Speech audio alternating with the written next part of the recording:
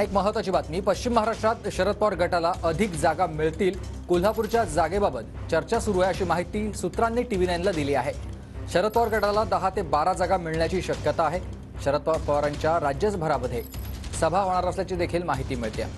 प्रदीप कापसे माझे सहकारी आपल्याला अधिक माहिती देतात। प्रदीप, सुमित अगदी बरोबर आहे। खरं तर महाविकास आघाडीकडून लोकसभा निवडणुकांची तयारी जी आहे ती केली जाते। लोकसभेच्या जागा वाटपासंदर्भात चर्चा जी आहे ती आता अंतिम टप्प्यामध्ये आलेली आहे।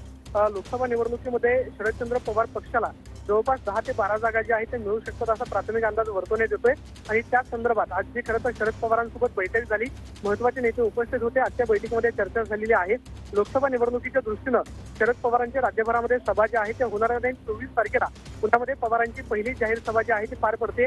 राज्यभरामध्ये राष्ट्रवादी काँग्रेस शरदचंद्र पवार गटाचे मेळावे जे आहेत ते पार पडणार आहेत। सगळ्यात महत्त्वाचं म्हणजे पश्चिम महाराष्ट्रातल्या ज्या जागा आहेत त्या जागेवरती सुद्धा शरदचंद्र पवार गटाचे खासदार आहेत। त्या जागा तर राष्ट्रवादी काँग्रेसला मिळतीलच, मात्र माढा त्याचबरोबर इतर काही जागांचा विचार जो आहे तो सुरू आहे। सगळ्यात महत्त्वाचं म्हणजे कोल्हापूरच्या जागेसंदर्भात चर्चा सुरू आहे। 7 ते 8 जागांवरती चर्चा जी आहे ती अडखळलेली माहिती मिळते। मात्र लवकरात लवकर या संपूर्ण 48 जागांच्या जागा वाटपासंदर्भातली चर्चा जी आहे ती पूर्ण होईल। महाविकास आघाडीसोबत वंचित बहुजन आघाडी जी आहे ती येणार आहे असे जवळपास निश्चित झालेला आहे। मात्र आजची बैठक पार पडली, त्या बैठकीमध्ये प्राथमिक आढावा जो आहे तो शरद पवारांकडून घेण्यात आला आणि 48 लोकसभा जागा वाटपासंदर्भामध्ये शरदचंद्र पवार गटाला जास्त जागा कशा मिळतील या पद्धतीचे प्रयत्न सुरू आहेत। मात्र 10 ते 12 जागा ज्या आहेत त्या शरदचंद्र पवार गटाला मिळतील असं सांगितलं जाते। सूत्रांनी TV9 मराठीला ही माहिती दिलेली आहे।